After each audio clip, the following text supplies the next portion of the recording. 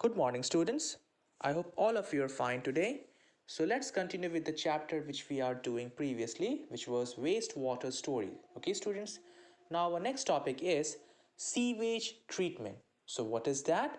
It is a process to remove harmful pollutants, okay, from the fresh water which are available at a very fixed amount. Okay, so the process of removing pollutants from the fresh water and dispose it safely, this process is called as sewage treatment, or you can say as wastewater treatment plant. Okay, students. Now wastewater, it includes biological, physical, and there are many types of chemical matters. Okay, so what are the process in which these harmful pollutants being removed from the water? Okay, now the first one is separation of large objects from sewage water. Now students, the wastewater, okay, it is first passed through bar screens, you can see in the picture, which remove big objects from the water like plastic bottles, napkins, cans, sticks, etc. Next, separation of sand and dirt. So the wastewater is then sent to a grit and sand removal tank. Okay, grit means large number of particles. So the speed of the water, it gets decreased at this step. So this allows the sand, the dirt, the pebbles to settle down at the bottom. Next process is the removal of solids. Now, the water cycles in a tank which is called as clarifier. It is sloped in the center, student. So this lets the solids like feces, okay, to settle at the bottom. This is called as sludge. Now the sludge is then separated from the water with the help of another device which is called as scraper. Now the substances like oil, grease, etc., they are removed with the help of a skimmer as they float above the water. So in this step, students, clarified water is obtained. Now the sludge which is so obtained is passed into a tank where anaerobic bacteria, these bacteria can process all their activities without absence of oxygen. Okay, so where anaerobic bacteria can decompose it and they produces biogas. So this biogas is used for as a fuel then. Now the next step is suspended sludge removal. As the clarified water needs to be cleaned further, so it is moved to an aerator. Okay, it is moved to an aerator. You can see in the picture that pumps air into it. Now this allows aerobic bacteria to grow in this water. So the aerobic bacteria, it consumes the organic waste, food waste, and other elements which remain suspended in the clarified water. So the water is allowed to settle for several hours, and then these waste material, students, it settles in the tank. So this is called as activated sludge. Now the water is removed from the top of the sludge with the help of machines, or you can say as sand drying beds. So the sludge is then dried and can be used as a manure, students. So this treated water, it contains fewer amounts of impurities and suspended matter. So the water is safe to dump into a water body or under the ground. Hence, it is discharged into the seabed, river, or underground. Nature further cleans it up. Okay, students. Now, there is another method of treating wastewater, which is the chemical method. Sometimes there are harmful chemicals which can be present in the water even after treating them physically and biologically. So these chemicals needs to be removed by using disinfectants such as chlorine. Okay, so often chlorine gas, or you can say as ozone gas, is introduced in the water which purifies it chemically. Okay, students. Now students, our next topic is the alternative arrangement for sewage disposal.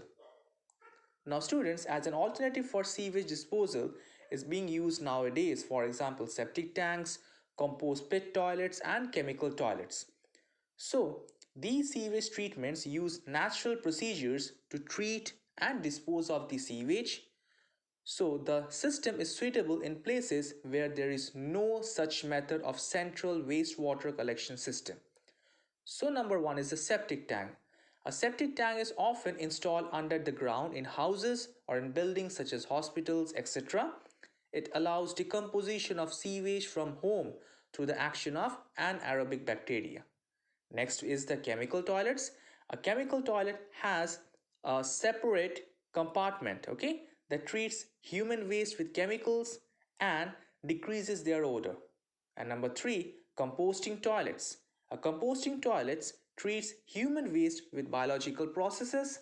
So the aerobic bacteria which are present in a storage tank that act upon the waste and turn it into compost, students.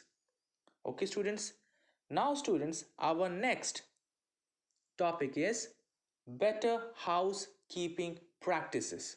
Okay, so we will now learn how or which are the housekeeping practices that we should adopt. Okay, we should throw all the oils and fats in dustbin rather than throwing them off the dream. Okay, that is, we should throw all the fat kinds or all the fat type of foods, okay, in the dustbin rather than throwing them into the streets. So oil and fats harden and blocks the drains. Moreover, it is very difficult to separate them into the or from the water. Next, we should not throw chemicals in the drains like insecticides, pesticides or medicines. They can kill the microbes in the water that helps in purification.